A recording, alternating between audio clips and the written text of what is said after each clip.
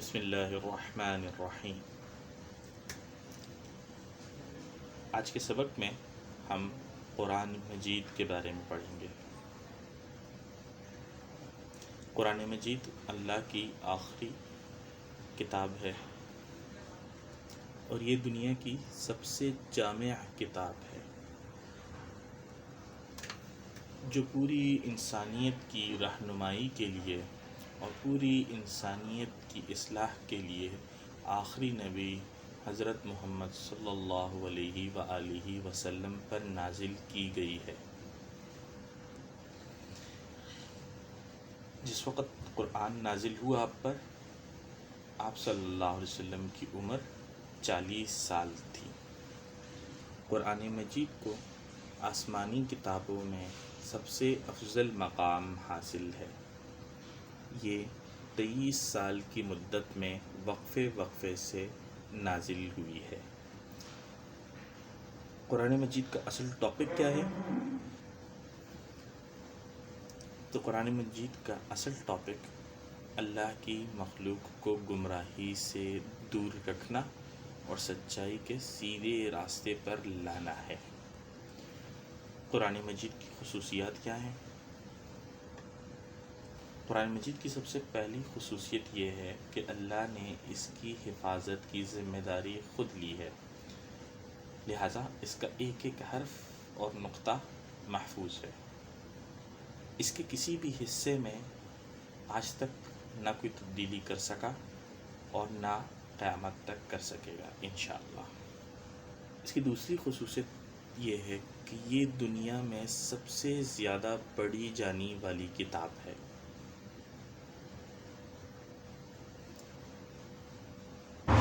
قرآن مجید کی تیسری خصوصیت یہ ہے کہ قرآن مجید جیسا کلام آج تک کوئی نہ پیش کر سکا اور نہ پیش کر سکے گا۔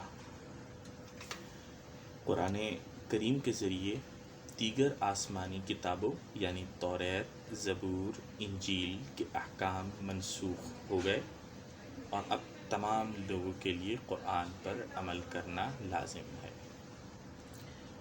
قرآن کریم کی پانچویں خصوصیت یہ ہے کہ اس کا ہر حکم ہر زمانے کے اعتبار سے بالکل صحیح اور حالات کے مطابق ہے، اس لیے اس کو کتاب فطرت بھی کہا گیا، یعنی دا بک آف نیچر۔ اس کی چھٹی خصوصیت یہ ہے کہ قرآن مجید ایسی کتاب ہے جس کے لاکھوں حافظ ہیں، یعنی لاکھوں لوگوں نے اس کو یاد کیا اور ان کے سینوں میں محفوظ ہے۔ قرآن کریم سے متعلق ضروری معلومات۔ قرآن کریم کے نزول کا آغاز شب قدر میں ہوا۔ قرآن کریم کے 30 پارے ہیں، 7 منزلیں ہیں، 114 سورتیں ہیں اور 14 سجدے ہیں۔ قرآن کریم کے بنیادی حقوق کیا ہیں؟ تو اس کا سب سے پہلا حق تو یہ ہے کہ اس کے حق ہونے پر ہمارا ایمان و یقین ہو، اور دوسرا حق یہ ہے کہ ہم اس کی تلاوت کریں۔ تیسرا حق یہ ہے کہ ہم اس کو سمجھنے کی کوشش کریں۔ چوتھا حق یہ ہے کہ ہم اس کا ادب اور احترام کریں، اور پانچواں اصل حق کیا ہے کہ ہم اس پر مکمل عمل کریں۔ قرآن کریم کی تلاوت بہت اہم عبادت ہے۔ اس کے ایک حرف پڑھنے پر 10 نیکیاں ملتی ہیں۔ اس کی تلاوت کرنے سے دل صاف ہوتے ہیں اور بندہ اللہ کا محبوب بن جاتا ہے۔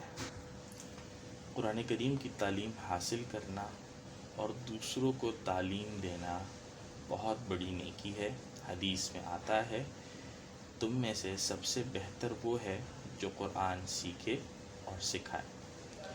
قرآن کو بغیر سمجھے پڑھنا بھی نیکی ہے، لیکن اس کو سمجھ کر پڑھنا ہر مسلمان کی بنیادی ذمہ داری ہے اور ہر مسلمان پر لازم ہے کہ وہ قرآن سیکھے اور اس پر عمل کرے۔